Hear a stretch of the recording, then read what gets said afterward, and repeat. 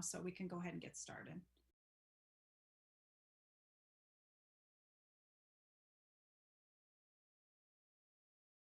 Thank you very much for your patience in joining us this evening. We were having some technical difficulties, so appreciate your waiting. And we are ready to begin at 6:43. All counselors are present with the exception of Counselor Parker, who notified that she cannot be with us this evening.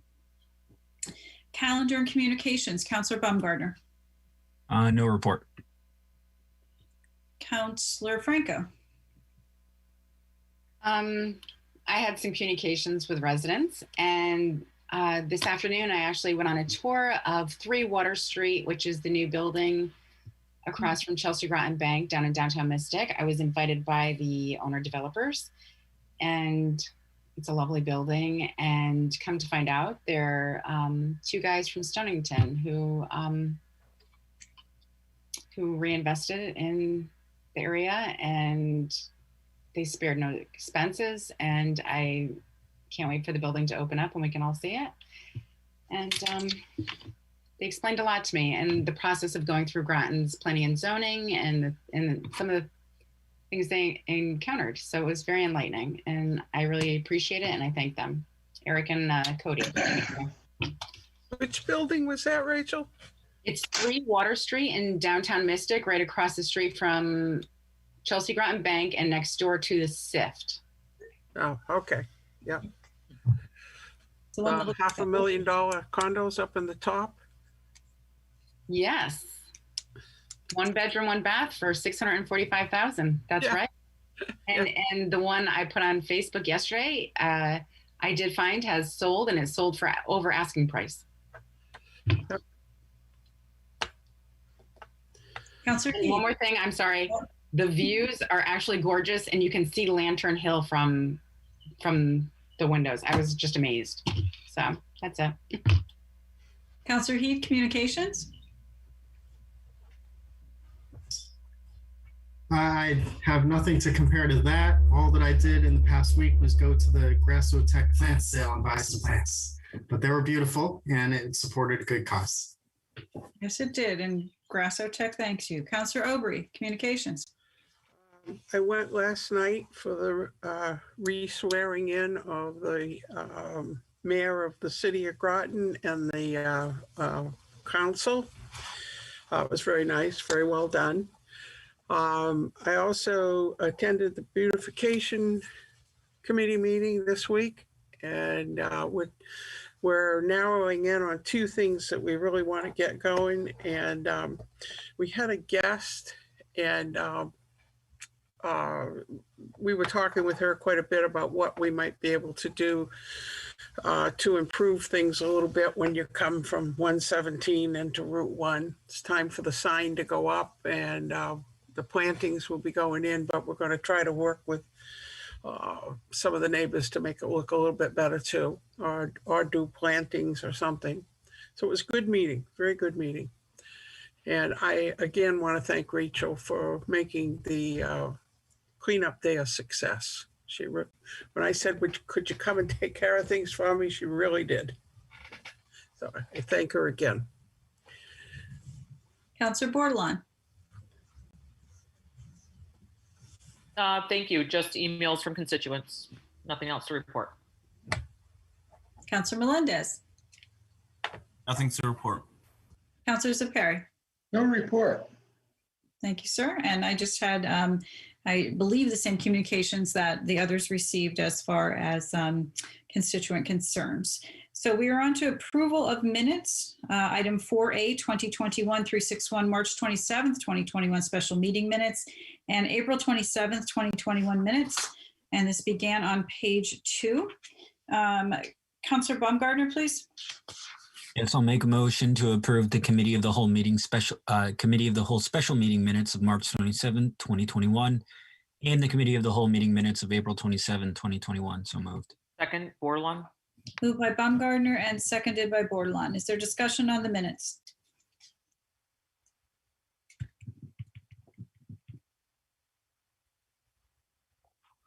Seeing none, we will vote on 2021-361 meeting minutes. All those in favor say aye. Aye. Aye. Opposed? Abstentions? So moved unanimously with 8 counselors. Thank you. Going to Dairy Queen tonight, Mayor? Flavor? No. But it's a nice thought, Councillor Oakley. We are on to item 5A, 2021-360 FYE 2021 suspense list. This began on page 19 in your packet, and I believe we are on to Councillor Franco, since Councillor Parker can't be with us this evening. Make a motion to recommend a resolution to accept the FYE 2021 suspense list. I so move. Second, Heed. Moved by Franco and seconded by Heed. And we have with us this evening Deputy Tax Collector Ernesta Krukaskaita, and we have Finance Director Cindy Landry this evening. So I will turn it over to you, ladies, to present this item for the public. Good evening, everyone. As you know, once a year, the state statutes require us to come to the council, and we have compiled a list of taxes which we deem to be no longer collectible by the town and should be suspended. By suspending the taxes means that we will no longer bill them and save the town postage and paper and toner and labor time to do this. But the liability is not negated. The tax and the interest remain valid and collectible for 15 years. Joining me tonight, I do have the Deputy Tax Collector, and she's going to give you a little overview of what's involved in collecting and preparing this list. Hi, my name is Ernesta Krukaskaita. I'm a Deputy Tax Collector, and we compiled the suspense list for you for, like Cindy mentioned, the taxes that we deeming uncollectible, and we would like to turn it over to collection agency. The current bills that you can see in there have been billed at least 2 times, and the back taxes been billed several times. And the personal property, we send out intent to lien notices. We contacted Ledgelight to help us to maybe send out the letters that they're not going to renew health permits if they're not going to pay their taxes. We also reported to DMV, so they would stop registrations in order to assist us in collecting those taxes. However, they still remain unpaid, so we want to turn it over to a collection agency. It doesn't cost anything for the town to turn it over to collection agency, and 15% fee that collection agency charges, it gets passed on to taxpayer. And this year's suspense list also includes 3 real estates, which is 2 mobile homes and a town-owned property. And so we used NRG collection agency since 2004, and they have been really good at assisting us to collect the funds because they have means to track taxpayers that town of Groton doesn't have.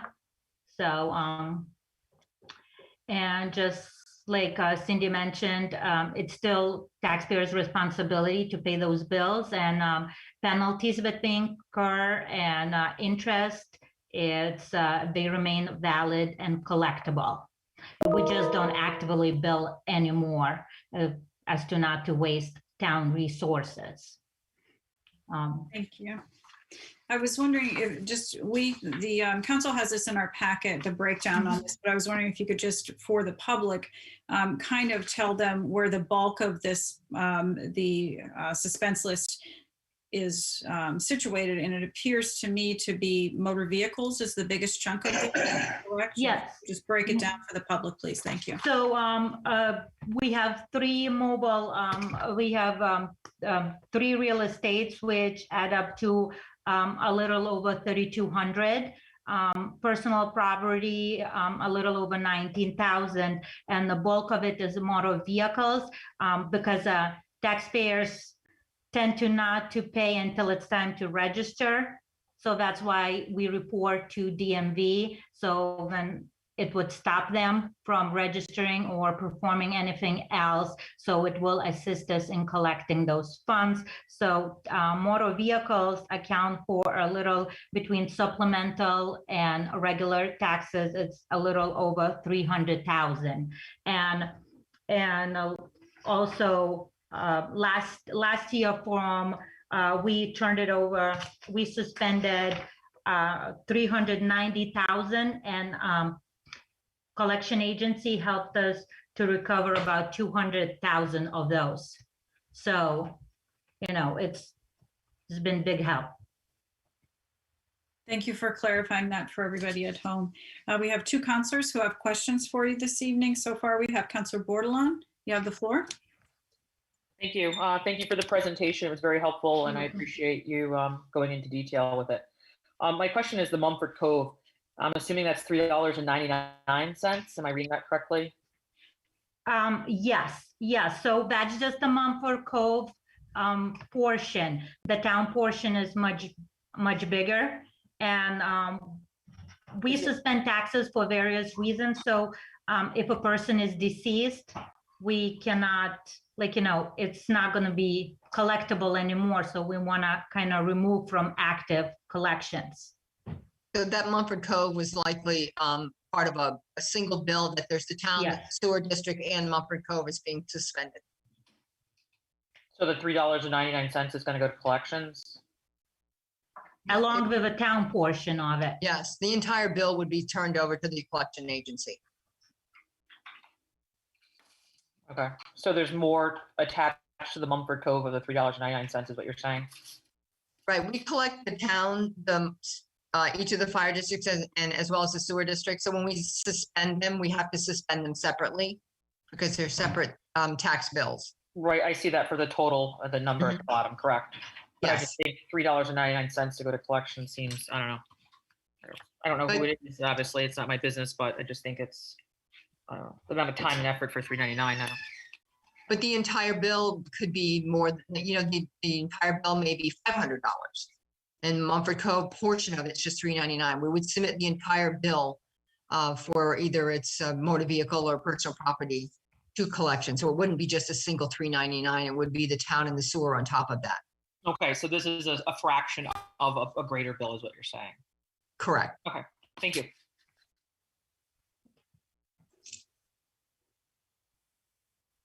Counselor Obrey, you have the floor. Yeah, did you mention that you had 2 mobile homes? Yes. Aren't they a bit of a problem with trying to do This anything? one was court ordered. So we have to follow court order. Okay. So how long do we keep something before we put it up for sale if we can't do a collection? I'm not sure. Do you know, Cindy? I'm not. I don't think it's a set time frame. We look at each one of them individually, but you're right with mobile homes. It can be a problem because the mobile home, and Ernesto, feel free to jump in if I speak incorrectly on this. A mobile home owner has to do something in order for the mobile homes to be removed. They have to determine that they're abandoned. So mobile homes do cause us some specific problems in trying to collect on those. Yeah. Okay, but would they be at any time, because it's almost impossible to collect on them, would they reach a point where they could be sold? We have had cases where the park owners have taken over and either sold them or had them moved off the lots, but we do have a fair share of older mobile home parks in Groton. We have a couple that have some newer mobile homes, but the older ones are the ones that are so most difficult to deal with because typically people don't want to buy them because they're so old. Yeah. Okay, thank you. You're welcome.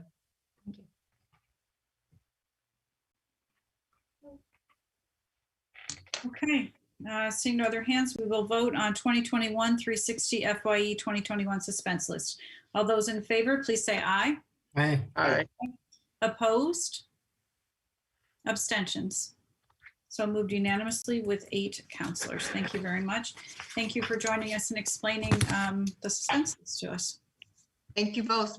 Thank you all. Thank you, Ernesta. Thank you. Good night. Good night. Good night. All right, we are on to 2021-177-3 Neighborhood Assistance Act. And we are on to Counselor Heed, please. Yes, I'd like to make a motion to recommend a resolution approving the proposals for the Sacred Heart School, Riverfront Children's Center, Fairview, and Avery Cop Museum for the 2021 Neighborhood Assistance Act. I so move. Second. Moved by Heed and seconded by Zepari. And with us this evening, we have Mr. Bronk and Mr. Reiner, who will talk to us about the Neighborhood Assistance Act. We've reviewed this a couple of times, but gentlemen, you have the floor. Thank you. I'll just make a few comments. We've covered this in the past. The Neighborhood Assistance Act is a state program that matches donations from businesses and corporations to nonprofits and organizations in exchange for tax benefits. And the largest tax benefit is for energy conservation, energy efficiency type projects. So the 4 projects that have been submitted to the town are all related to that particular category. There's a process that's involved. It involves use of an application submitted to the town. The town ensures that the documentation is complete and begins communicating with the applicant. Will work with council to basically go through a review process. Ultimately, with the council's blessing, the submittals will be provided back to the state by July 1st. Typically, all of the submittals that have been provided to the state have been granted the tax benefit by the state. We would anticipate the same for these 4 in moving forward. Thank you. Thank you, Mr. Bronk. Counselor Aubry, did you have a question for Mr. Bronk? Well, just a little, but I think he spoke to it a little bit, but I had several people speak to me about this, excuse me, and they thought it was something that the town was doing. And so I tried to explain to them that we're really just a kind of a pass-through in order for these people to obtain these special monies. So I just wanted to make it really very clear that we're not the sponsor, that we're not the, we don't give them the money. We just pass them through. I wanted the community to understand that. Thank you, Paige. Thank you That's for all I had. clarifying that. Nope, that's good that you clarified that for everybody. All right, seeing no other hands, we will vote on 2021-177 Neighborhood Assistance Act. All those in favor, please say aye. Aye. Aye. Opposed? Abstentions? So moved unanimously with 8 counselors. Thank you. We are on to 2021-319-1 rules discussion violations. This was on page 26, and there is no motion that was prepared in advance, but I will yield to Counselor Aubry as our rules chair if you wanted to provide the background, and then we can have discussion if the council so chooses. Okay. In the course of having different things come to the Rules Committee, we recently had 2, one from a citizen and one from a, I can't think who the other one was from, but we had 2 on a particular counselor. And both times the counselor was found to be incorrect in their action. And so we voted, the above. But the problem is there's no course of anything to do when somebody is breaking the rules. We have the rules, but we don't have any action to be taken when they are abused. And so that's why I brought to the council a list of options that I think need to be put into place. it would seem to me that certainly the first time somebody comes in, if there is something, then we probably would have the council send them a letter. But when it's repeated, then I think there has to be a firmer action that's taken. And I've been notified that in this particular situation, there is another letter coming in with a request for a review. And I find myself saying, why are we doing this? There's no remedy. And I feel there has to be a remedy. You know, the first time it might be a mistake. And everybody makes mistakes. God knows I do. Second time, no. And the third comes in, you know, we're wasting our time to say that they have in fact broken the rules. So I think the council has to step forward. Maybe we have a meeting where we maybe can go into a meeting of just the council and discuss it. But I have little I really don't care about doing it anymore because it's time, it's energy, it's anxiety over the fact that you're judging a fellow counselor and you really don't want to do that. But when it continues on, then you really are frustrated. And I'm very frustrated right now. So I'm asking the council to put their cowboy boots on and come up with some direction that will be followed in the future.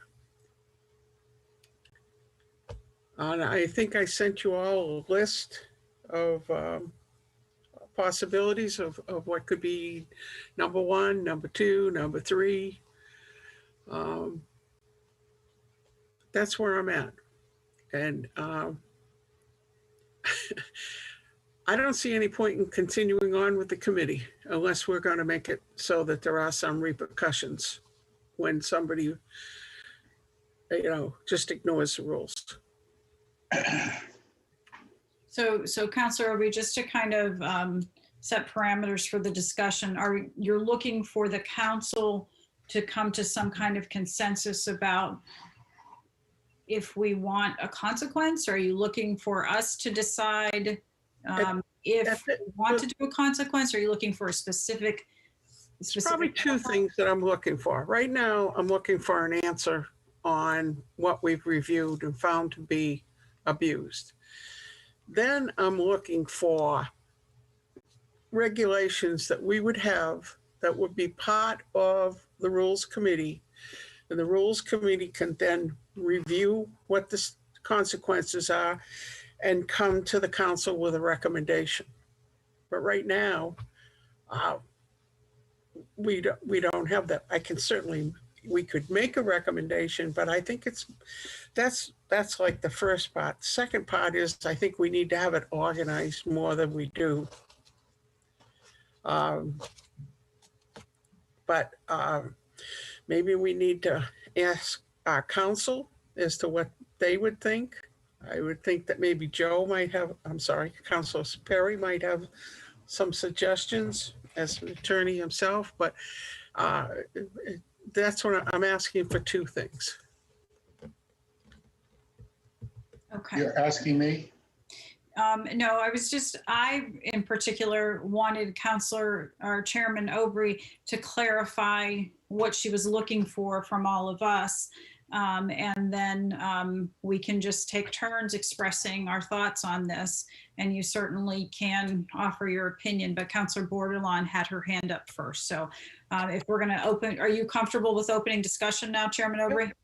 Yep. Okay, so then we'll start with Councilor Bordelon, please. Thank you.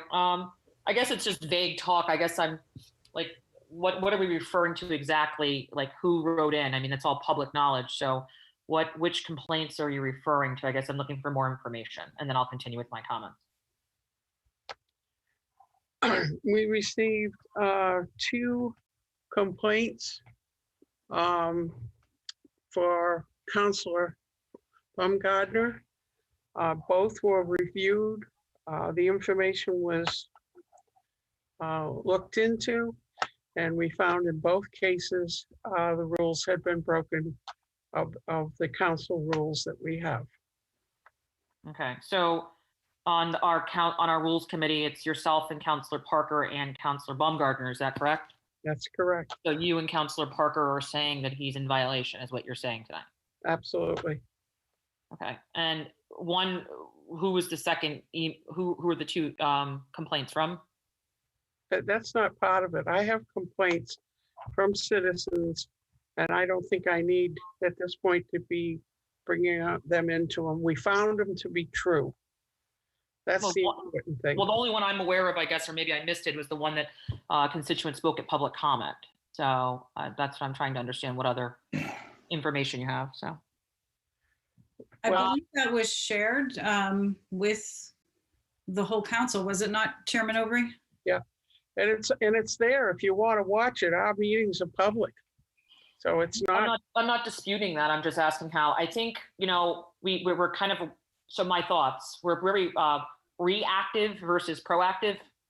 The last week, we're doing a lot of rule changes. So we made rule changes to, in my opinion, not validate or allow people to discuss and limit them even during what is our town's budget to speak only twice. And I personally don't agree with that. I think at some point in time, we've all broken the rules or spoken offline at some point in time since I've been on this council. So if we're going to throw the book, we might want to be careful where we throw it, and we need to make sure that we are appropriately doing such. And if we're going to hold to such a standard, then we all have to take accountability on that. So I'd be very careful about that. That's my first thing. Second, it was in the midst of an election.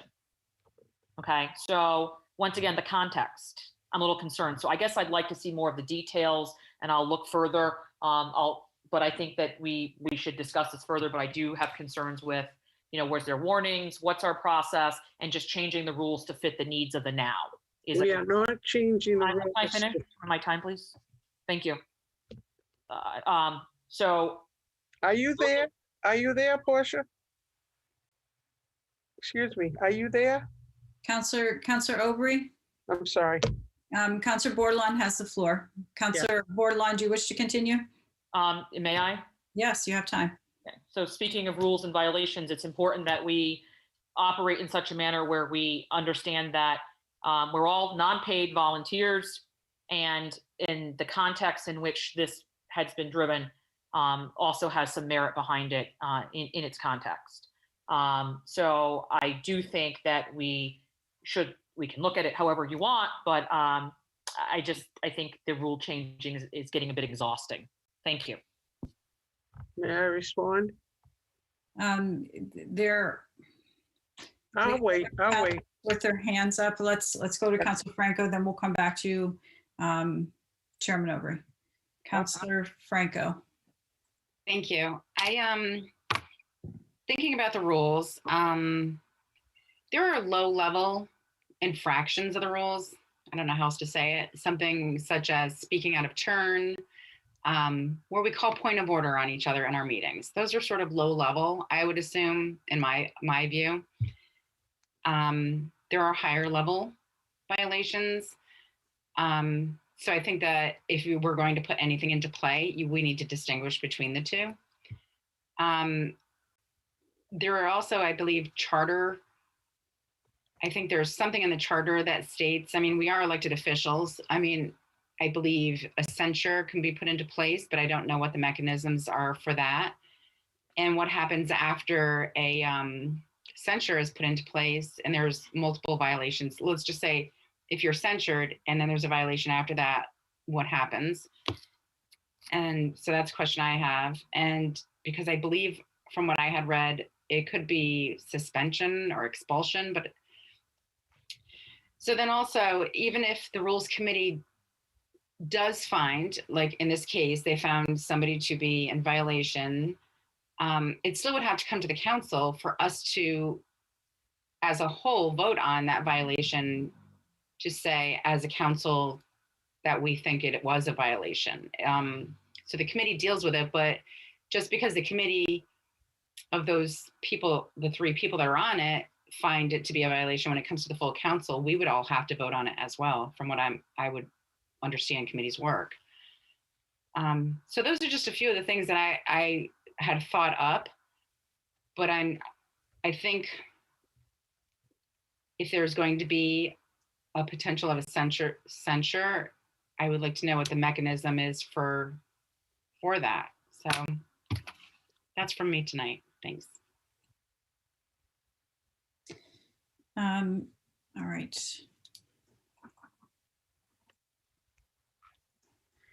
Councillor Heed.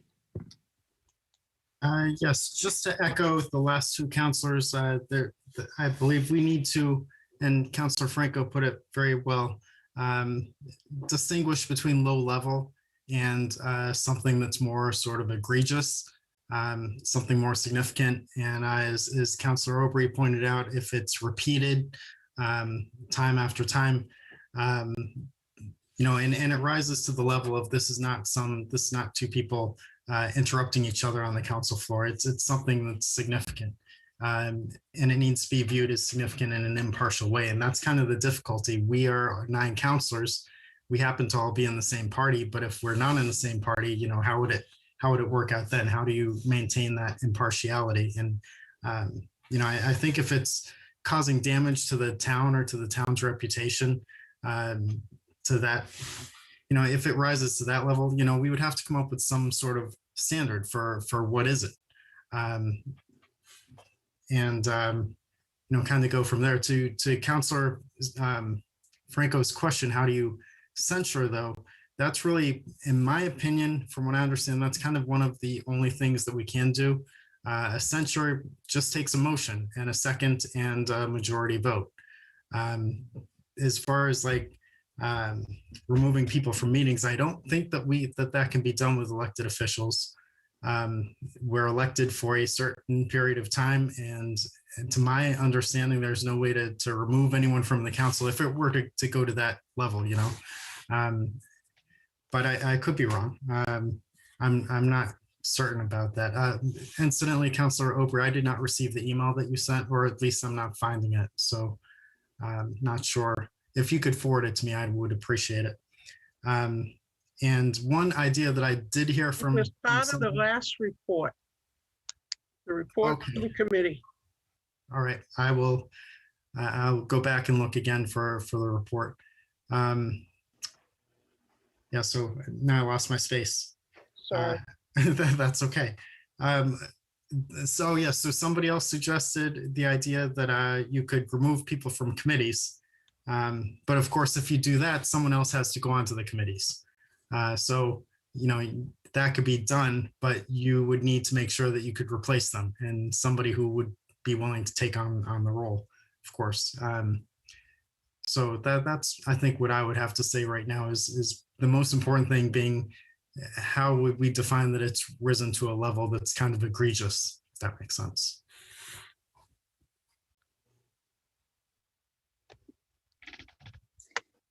Okay. Are there other first-time speakers at this point? I'm going to take a turn here. Hold on one second. I concur with Councilors Heed and Franco in regard to the severity of violations and how there needs to be distinction between them. There are things that are just simply parliamentary procedure issues that we just, you know, they're noted, we roll past it, we move on. That is at a different level than some of the other things. So what this council needs to decide is if we have an appetite for taking any further action, or if just the fact that it was referred to rules and the rules committee found there to be violation, if that is enough, or if you want to pursue some kind of consequence.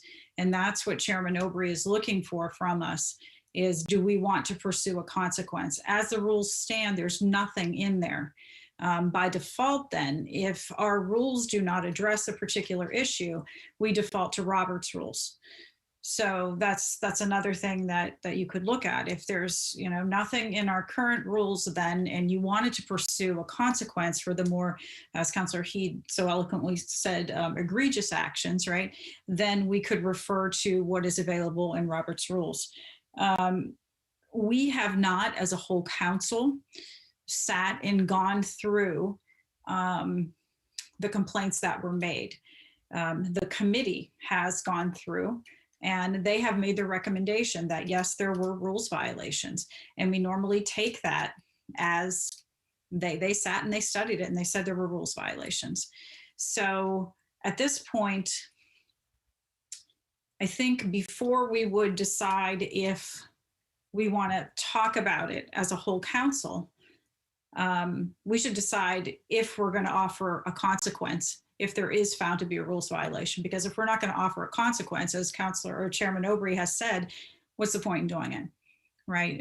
She has said they found a violation. They found 2 violations.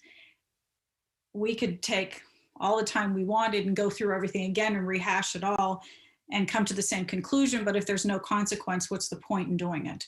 So I think that council has to kind of decide, do we have an appetite for doing this, and what consequence are you willing to put forth? And that's my 2 cents at this point. Thank you.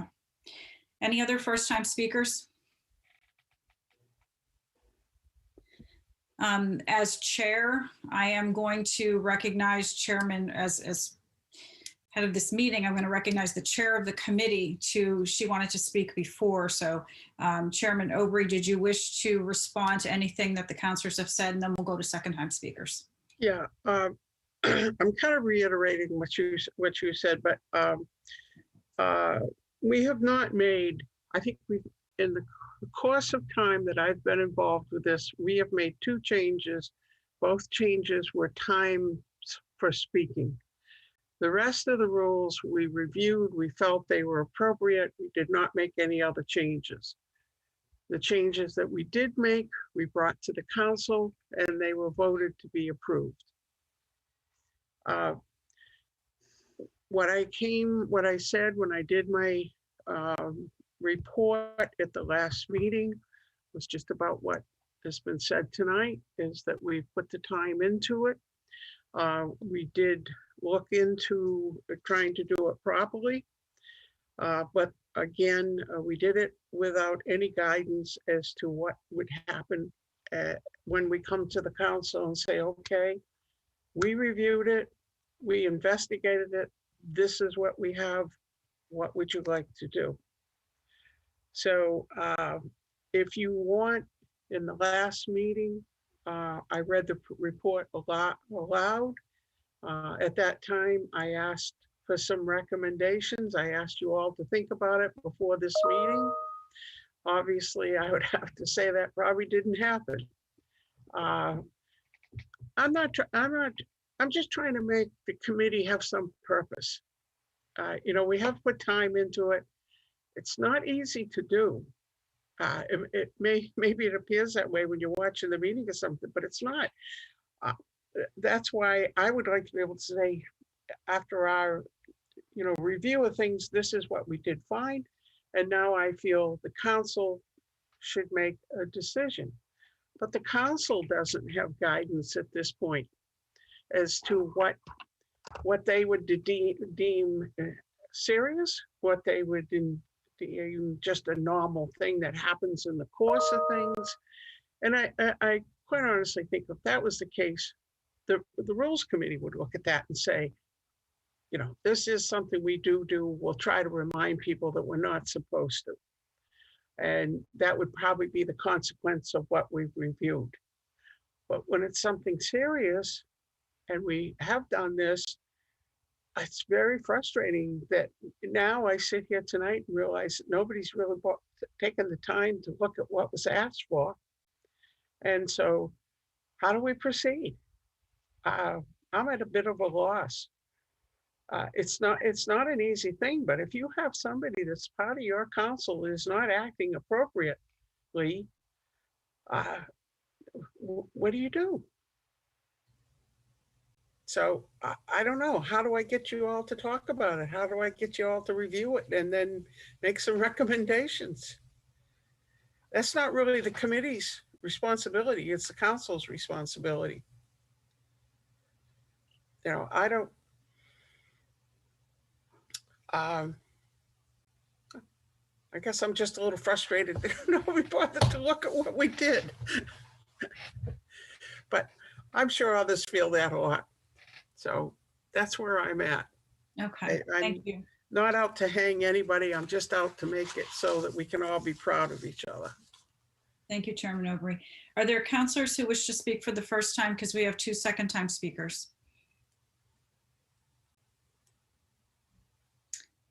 All right, Counselor Bordelon, you have the floor for your second time. I take offense to the fact saying that people did not read something. That's your assumption, not fact. So I do appreciate the respect that what I'm asking is, yes, we read a ton. There's tons of emails and tons of things that come from constituents. If you read it into the record at the Rules Committee and you're asking us to discuss it publicly, I'm a person who thinks things should be done in the public eye. I don't want to send an email with what I think. This is the time to discuss it, because if you're going to say that you want to make a rule change or you want to figure out, then read into what the record to what your findings are, and let's discuss it. You read it at the Rules Committee, read it here. Let's discuss it. Or make this an agenda item where we're going to actually openly discuss it. I've heard tons of different things. Once again, what is being said, yes, because 2 people from the Rules Committee investigated doesn't mean the whole council is going to stand behind it. We all are individuals and we have a right to look at those in fine detail and make sure we feel that we agree with those findings. So what I'm asking is first, yes, we received the email, and to falsely say that I haven't read it is wrong. Second, some of the accusations in there have happened by other people.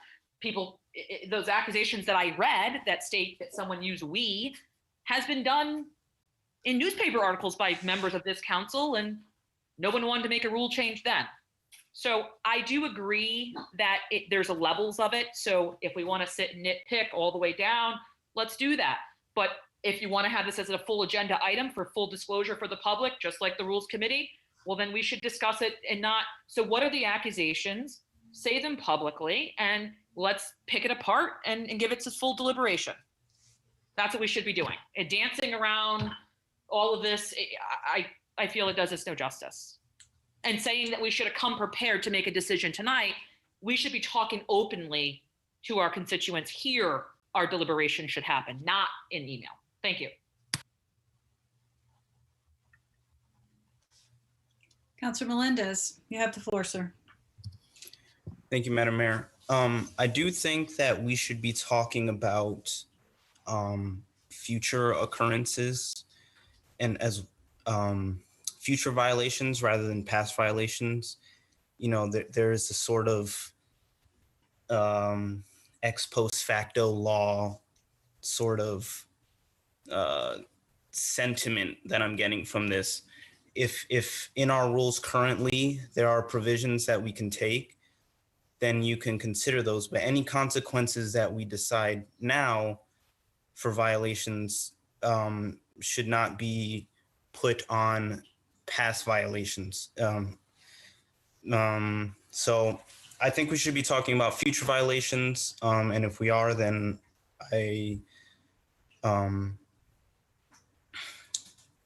I sort of agree with what Councillor Heed had said. I honestly think censure is probably as much jurisdiction as we have. You'd have to ask the town attorney, but I can't imagine we have any power greater than that. Thank you. Thank you, Councilor Melendez. Councilor Zepari, you have the floor.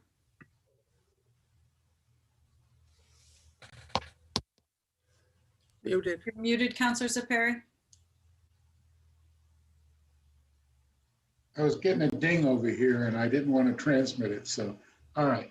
I'd first like to thank Councillor Obrey for raising an issue of some importance and some gravity. I agree with her that there's no point in having rules if people can violate them with impunity. We have to have some action that we as a group take to enforce our own rules. I think a censure, a vote of censure, if it's appropriate. I agree with Councilor Melendez that we should not be looking backwards. We've had problems with the rules. We're trying to iron them out. And anything that we change now should be for future violations. I think I'll probably be the first one censured. But I think if rules are broken and we know about them, I think we should do what we can to enforce them. And I think Leanne stuck her neck out to try to raise this issue, and she's absolutely right. There's absolutely no point in having rules if people can breach them without any fear of being called out for it. So, thank you. Thank you. I see no other new hands, so we'll go to Councilor Franco for your second time. You have the floor. Well, I believe in our rules, the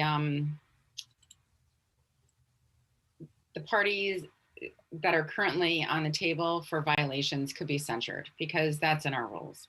If the Rules Committee thinks it rises to a level of censure, which censure is basically a formal and public condemnation of actions. I thought I had read somewhere that beyond censure, if there's issues that keep rising up, they could be suspended. But I don't know how that works with us as a council because we are elected officials. I don't know if I saw that in Robert's rules, but I did do research on this, Councilor Aubry, I did. So I just don't know if there's much more we can do beyond censure, and that's it. So I think there's already rules in place. And if something is sent to the Rules Committee and one of us happen to be in violation, I think you look at it. And then if you guys think it should be rises to the level of a censure, then you bring it back to the council. And that is what you do is say, we recommend a censure. And I think there's possibilities of censure in Robert's rules where people could be taken off of their committees. So if it rises to that level, then you can advise us on that as well. So that's where I personally think it stands. We're all elected officials, and I get there's rules, but we're all supposed to be behaving in a manner. And I just don't think some low levels, like you said, some low level things are just like, all right, we shouldn't do this again. And we just move on. But there are some things that at times may rise to a level that is high enough that a censure should be maybe possibly put in place. I think we should use it sparingly. And it has to be egregious. And but there are things in place at this moment. And if it rises to the level that you think, or your committee thinks it rises to the level of censure, then you should bring it back to us as your recommendation. That's what I think. And it is then up to us to vote if we agree. And then it's a public proclamation and that we don't agree with somebody's actions. So thanks for all your work. To you, Councilor Baumgartner on the Rules Committee, to Councilor Aubry, and to Councilor Parker for all that you do. And I will just say thank you, and we can move on to anybody else who wants to join. Okay. I'm trying to see if everyone has spoken who wanted the opportunity. Chairman Aubry, did you wish to speak again and address as in your chairman's role? Just to clarify one thing, we were not asking for any kind of a rule change. I had suggested that this be a private discussion at the very beginning. That probably would be something that we put in that in the future, if something comes forward, the council can decide or vote on whether they wish it to be private or public. And I guess, I'm not going to, like I said, if somebody wants to watch the Rules Committee, they can see what the discussion was. I was not prepared to come tonight and to go through all that had taken place at the meeting. I gave a report, and the report is on file. My desire tonight was to start a conversation. The conversation being, how do we deal with different things? Not whether, I didn't want to debate what we've already had. As they've said, we're moving forward, not backwards. In this particular case, I think there should be something, but I don't make that decision.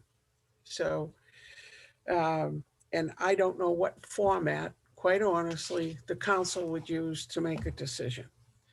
So I think what we will,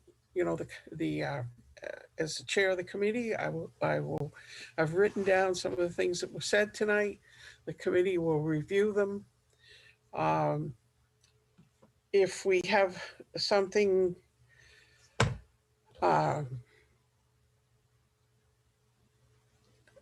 something in the future, I guess what I'll do is the committee will make a recommendation. We'll bring it to the board, and I just don't think at a board meeting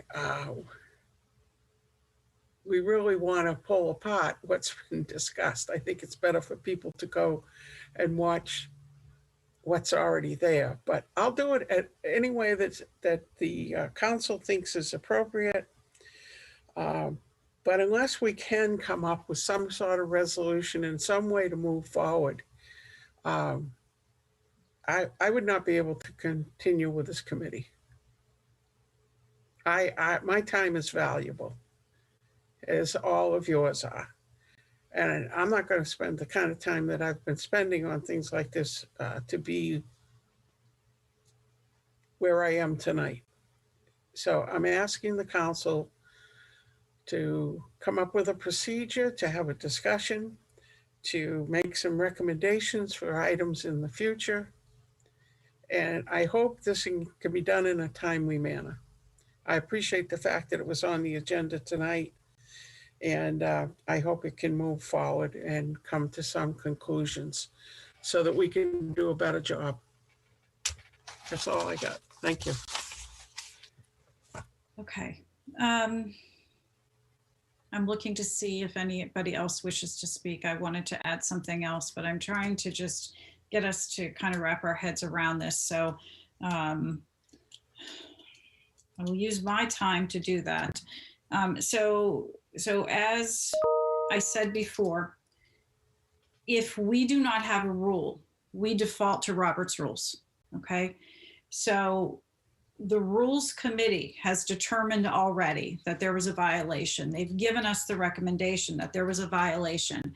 We don't have to have a Groton Town Council rule that says we need to do something. We can default to what's in Roberts, and that can include a censure, right? Because that is in Robert's rules as something that we can do. So I think that Chairman Obrey, Chairman Parker, or Councilor Parker, when they met and they had their discussion and they came to their conclusion, they're giving us their recommendation at this point. We have their recommendation. It's up to us now as the council, the committee of the whole, to decide if we want to do anything with their recommendation. It would be the opportunity now if we want to do something with their recommendation. We can choose not to do anything with their recommendation. I don't think we need to have a rules change. I think we can simply rely on what we've been doing, which is the backup to Roberts. And if in the future we have one of these egregious actions or there's a repetition happening, at that point then the Rules Committee could say to us, we're recommending, yes, there was a violation and we recommend a censure, or bring it back to us. And then any one of us at any time can recommend a censure. I'm not hearing that from anybody tonight. I'm not hearing that people want to censure tonight or that they want to do anything else. I've actually heard counselors say, we should be looking forward at if this happens again, right? So at this point, it's not that we definitely value the work that the Rules Committee has done. And we thank you, Chairman Obrey and Councilor Parker and Councilor Baumgardner, for your work on Rules Committee in the past. We value what you're doing. We appreciate it, that you've put all this extra time in. I am not hearing from anyone tonight that they wish to take any action on these past infractions. So at this point, unless someone wishes to do that, I think we should move forward and rely on the existing council rules and rely on the backup of Roberts if we need a consequence for a future violation. And that's my 2 cents. And that's my 2 times. So my time is up. I had 12 seconds left. I should have used it. Any other counselors who wish to speak? We have a counselor who wishes to speak for the 3rd time, but I need 6 counselors to agree to another round. Are there 6 counselors that agree to another round? Can you raise your hand, please, if you agree to another round of comments? 1, 2, 3, 4, 5, 6. Okay. So then we are going to Counselor, that was Counselor Franco, who wishes to speak for another round. And you have the floor, ma'am. Thank you. I wasn't prepared or wanting to do anything with a rules recommendation tonight. I was thinking it was going to be about like, what are we doing with rules in the violation itself? Not about the person it was about. I think Councilor Obrey and the Rules Committee could bring something forward for that person. And it's not that we're looking back, it's that you haven't brought it forward to the actual council on agenda to bring it to us yet. And I would like to ask Mr. Burt, one of the questions were, could it just be a penalty written letter or verbal sanctioned or publicly or privately? And for FOI, I think it all has to be public. Is that correct? I would assume so, but I'd still want to run it by the attorney to see if there's any options. Because are we considered personnel for that type of item? That's what I'd want to look at. There's that the ability to go to executive session for reviews. I just want to make sure that this didn't apply to that. Most likely it would have to be in public, but I'd want to double check. I don't want to say for certain. All right, I appreciate that. Thank you. I'm sorry. So there's part of the one of your questions answered. Like we're waiting for John Burt to get an answer on that. And if you have a violation, I think it's going to have to come to the council and you're going to have to present to us, whether it's in executive session or whatever Mr. Burt comes back with after attorney recommendation. But going forward, I'm saying we need to figure out what's egregious and what's not. And I think we just, as the mayor has stated, we can only use the rules that we already have. I don't think on this item for some kind of violations, what are the repercussions for a violation? I don't think we can make up anymore. I think they're already there and we just have to use what's there. Because as an elected official, I don't know what more we can do other than censure for any group, So thank you.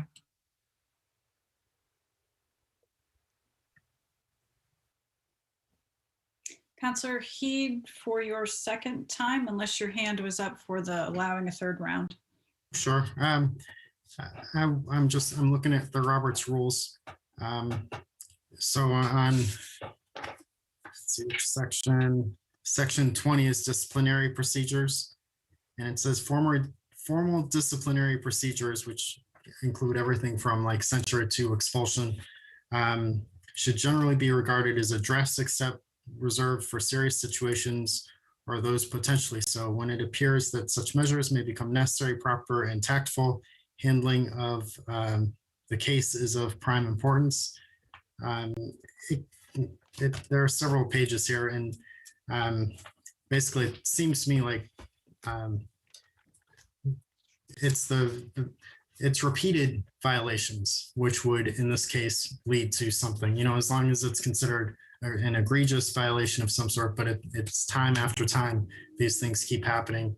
And censure is probably, I suspect, the only thing that can be done.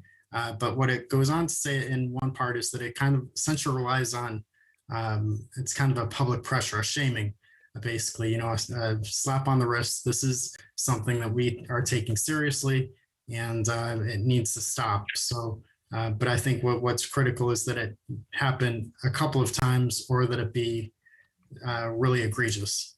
So that was my reading. There are several pages in there. But I don't think, like I said before, I don't think we can knock anybody off the council. I don't think we can silence them for a meeting. I think just basically you could provide, I'm not sure if I read that here or if somebody was saying it while I was reading this, but I think you can provide a written notice, a written warning. You can provide a verbal warning, but I know that a censure would be probably as far as we can go.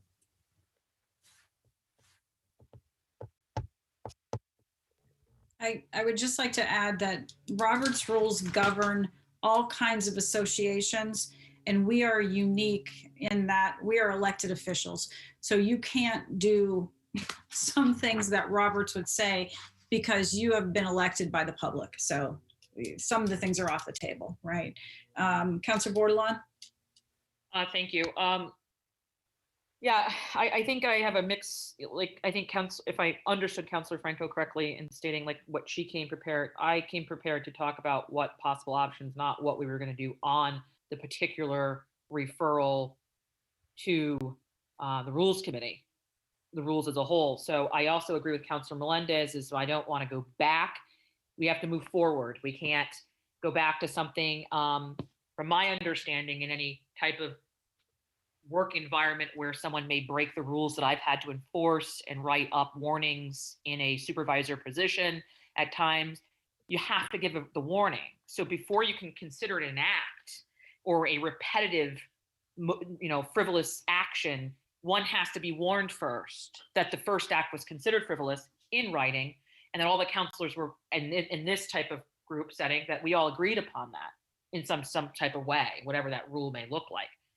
So looking at what you have on the table now, that's already the due process. We already passed the time to do such in this particular case, in my opinion, because we're now trying to, it's like someone does something wrong and now we're rising to the occasion to fix our rules. To fix our rules was never a priority or disciplinary thing since I've been on the council to change our rules in any capacity. An issue has occurred that now people are considering frivolous and view it as an actable offense that's been repeated. Now we want to find a rule, and I can respect that, but I don't like to be being reactive, right? Like if we want to do this, then we should be doing that. The passion should be there before.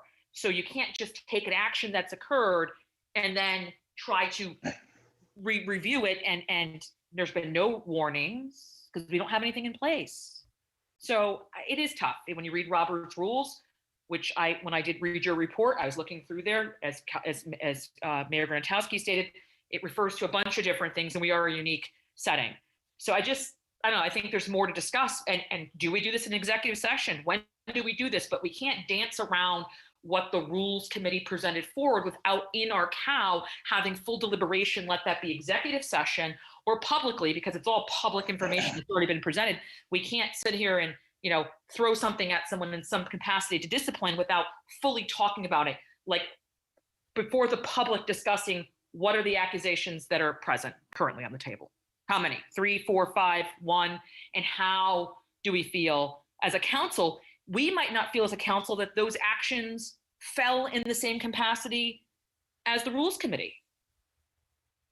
So we have to deliberate. So it's hard for me to come and say tonight what it is if I, there's a whole bunch of things. I do not agree with going back. I think if we now want to change the rules or make a rule adjustment to basically support how a counselor can and can't act, then I agree with Counselor Heed and Counselor Franco that we need to figure out what levels we're looking at here. Your time is up, Counselor. And so that's what I would think. And I would appreciate some further discussion on this. I don't think tonight we're prepared.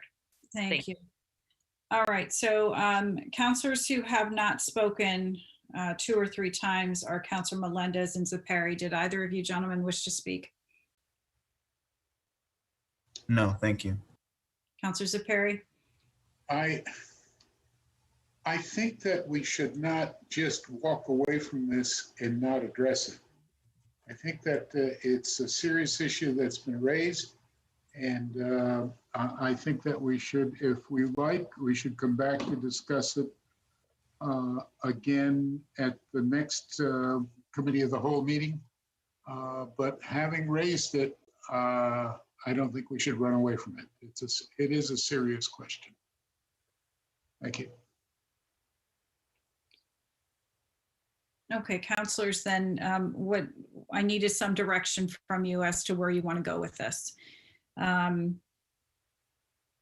Do you wish, as Counselor Zepari said, and as Counselor Bordelon has hinted at, having the particular past violations as a given agenda item and fleshing them out publicly again, because it's already happened at the Rules Committee meeting.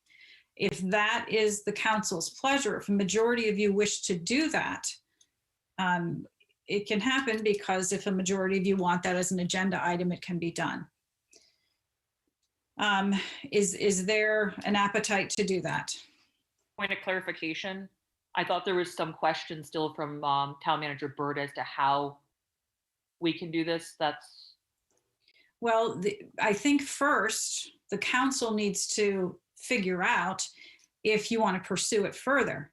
If there's no appetite to rehash these infractions that the Rules Committee have told us occurred, if we don't wish to rehash them publicly again, then there's no point in continuing on with Mr. Burt checking into these things, except for future cases, right? So do you want to deal with what Chairman Aubry and Councilor Parker have deemed to be rules violations? Do you want that on an agenda? And do you want to talk about that publicly again? And I need to see if you do. I'm hearing 2 of you wanted to. I'm understanding that Councilor Bordelon and Councilor Zepari wanted this to be on a future agenda to discuss fully. Am I hearing that correctly? Yes. Yes. Councilor Heed, do you also wish it to be on an agenda? No, I actually would like to ask for the recommendation from Councilors Aubry and Parker as to, this is 2 events now.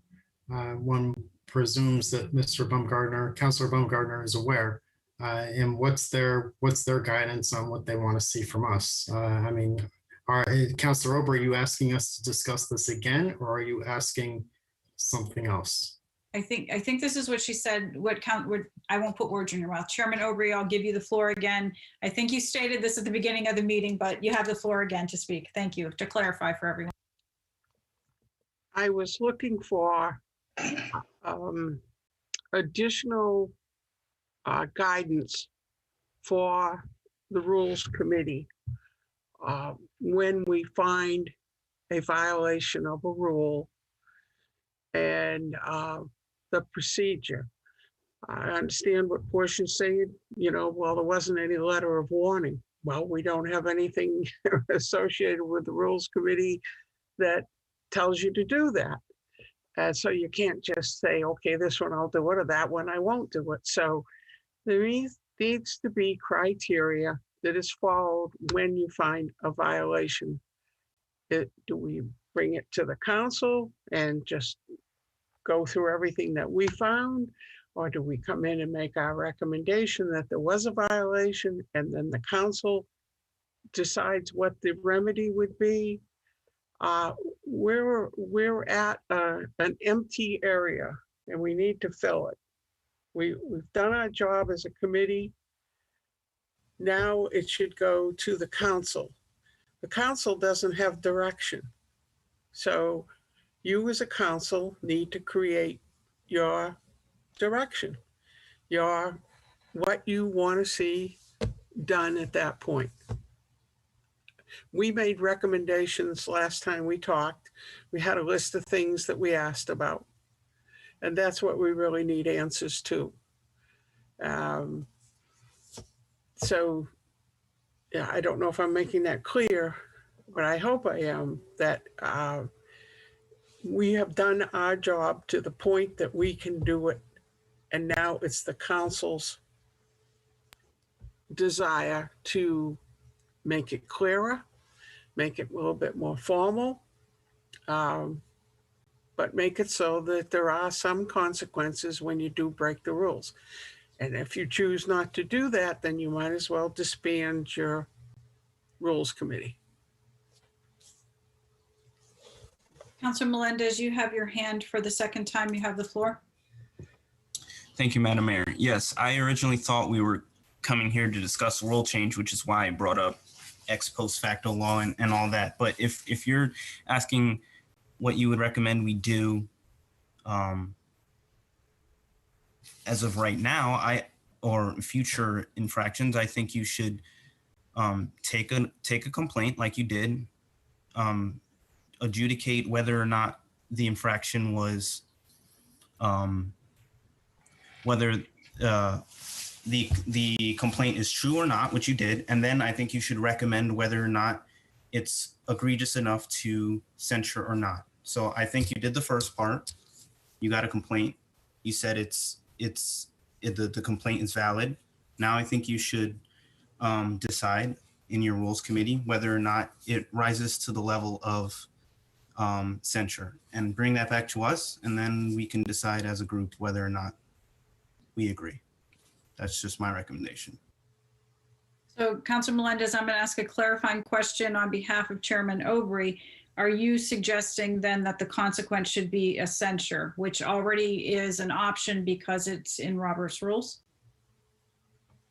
Yes, I think that's probably our only recourse as of the way the rules are written now.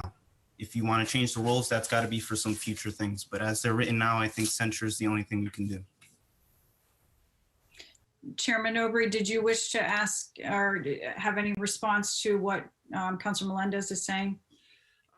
If you would bear with me, I'd rather wait until I can discuss it with Council Parker, who was part of the research that was done.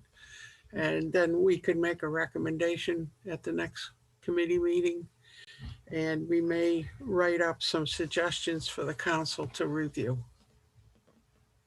Okay. Chairman Melendez, did you want to add anything else in response to what Chairman Obrey said to you? No, I'm good. Thank you. Okay, thank you. All right. So I have a point of clarification. What is your point of clarification? So at this point, I guess my question is, the person or persons that are being in question, have they had a chance to respond to the accusations before the Rules Committee to review the information that they're being accused of?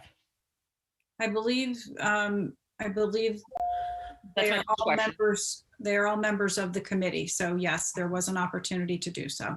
So they were invited to speak in direct form against the accusations. Again, no, I'm just asking. Again, they're all three members of the same committee, so they would have been present at the committee meeting. All right. So Chairman Obrey has offered to take this back to the Rules Committee. Is that acceptable to the rest of the council at this point? Yes. and Chairman Aubrey, I realize this is a big investment of your time and your energy. And I will speak for myself, and I think you've heard from several other counselors. We truly appreciate the work you are doing on this. And we realize it is not an easy task, and it's a thankless task, but we thank you anyhow. So we appreciate if you would, and then if you would report back to us and let us know what the findings of your committee are. We would be grateful. Absolutely. Thank you very much. All right, so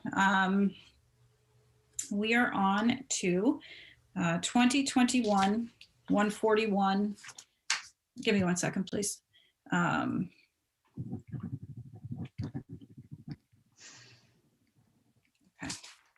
2021-141-3, discussion of possible land acquisition, executive session. This was on page 27. And I'm trying to see which counselor we are on. This is Counselor Aubrey. Do you have the motion for executive session for 2021-141? Yes. Please, thank you. I think, I'm just not sure what I'm reading. All right, what we'll do is we'll let Mr. Reiner give the public an overview first, if you don't mind, Mr. Reiner. Sure. Good evening, everyone. John Reiner, Director of Planning and Development Services. Just wanted to give an overview in public session. The town is working on the negotiations to purchase a piece of property based upon a grant that we received from the state of Connecticut. And in executive session, I wanted to give the council an update on the status of those negotiations. Thank you, Mr. Reiner. Mr. Burt or Mr. Bronk, did you two want to add anything to this before Counselor Aubrey makes her motion? I don't have anything. Mr. Bronk? I do not have anything. Thank you. Thank you. Counselor Aubrey, if you're ready.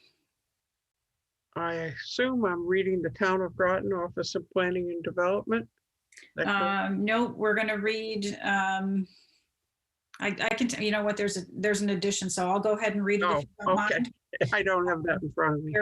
We needed a name added in. We need to take one name out and add one name in, so I'll take care of it. I hereby move that the members of the Town Council, Town Manager John Burt, Planning Director John Reiner, and Paige Bronk go into executive session pursuant to General Statute Section 1206D for the discussion of the selection of a site or the lease, sale, or purchase of real estate by the state or a political subdivision of the state concerning negotiations for the purchase of the Wolfbrook property. I so move. Second, Heed. Thank you. Mayor? Yes. I just want to make sure Deb Jones is at Planning Commission, but whenever she's done, she's going to eventually join us. She wasn't supposed to be dropped out of the motion. Oh, I'm sorry. I thought because Mr. Reiner said she wasn't here with us that we weren't adding her in.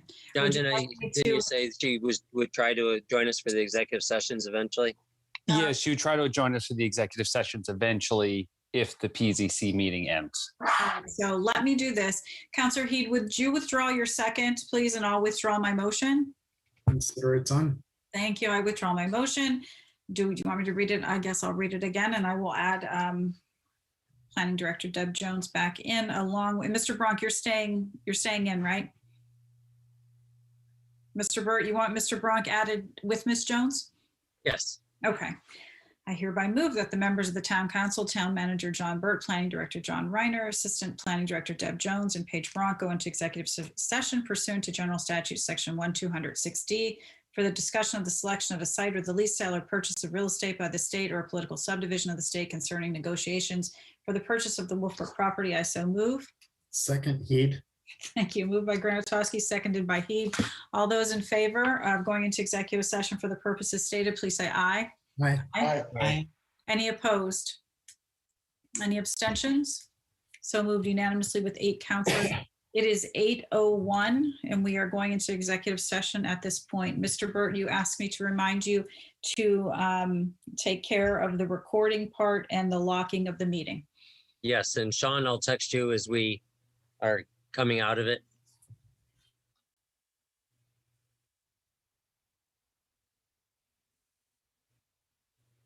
Thank you, Mr. Greeley. We get 5 minutes, please. I think it'll probably take that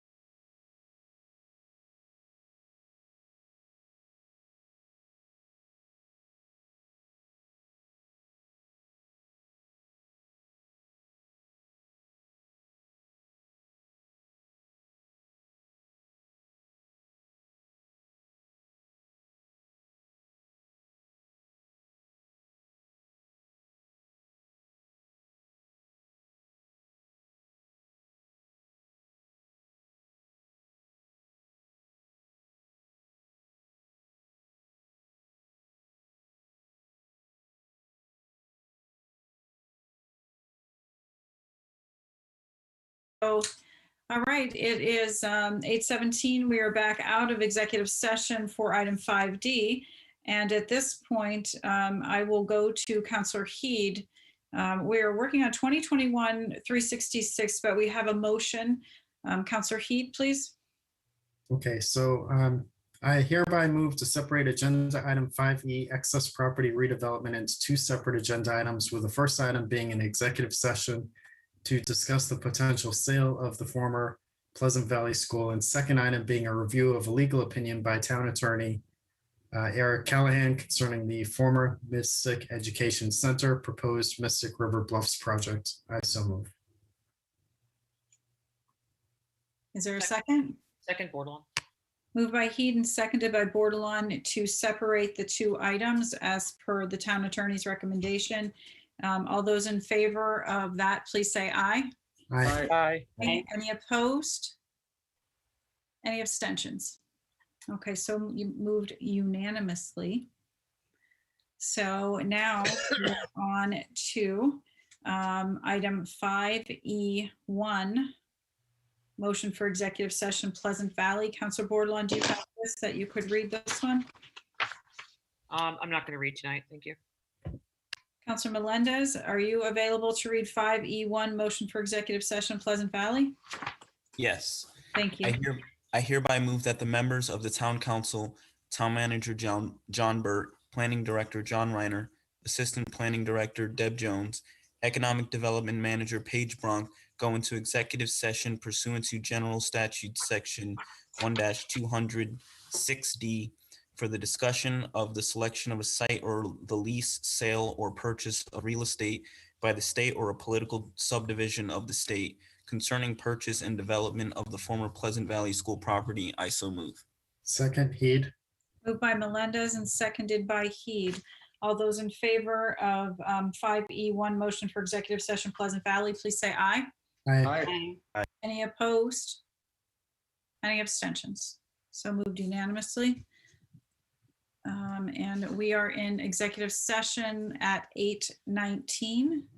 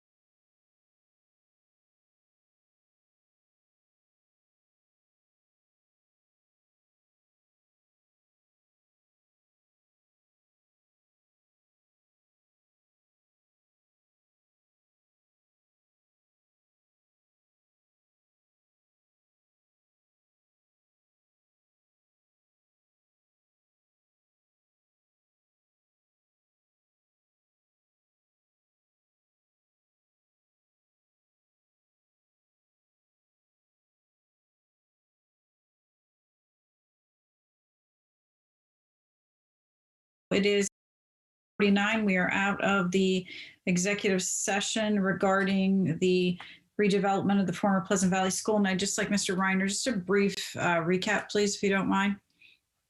Sure. John Reiner, Director of Planning and Development Services. So just wanted to give an overview briefly on where we are with the Pleasant Valley School property. Getting a little feedback. I don't know if everybody wants to mute. Okay. Sorry. So with that property, we are still working and talking and negotiating on moving forward with a preferred developer. And we hope to be able to bring some of that information soon, sometime in the next month or so. Thank you, Mr. Reiner. Councilor Melendez, I thought I saw your hand briefly. Was that in error or? Yeah, that was an error. Okay, thank you. So we are on to item 5E2. And this is a motion for executive session, Mystic Education Center. I hereby move that the members of the Town Council, Town Manager John Burt, Planning Director John Reiner, Assistant Planning Director Deb Jones, Economic Development Manager Paige Bronk, and Attorney Eric Callahan go into executive session pursuant to General Statute Section 1206E, discussion of any matter which would result in the disclosure of public records or the information contained therein concerning the proposed Mystic River Bluffs project. I so move. Second, Heed.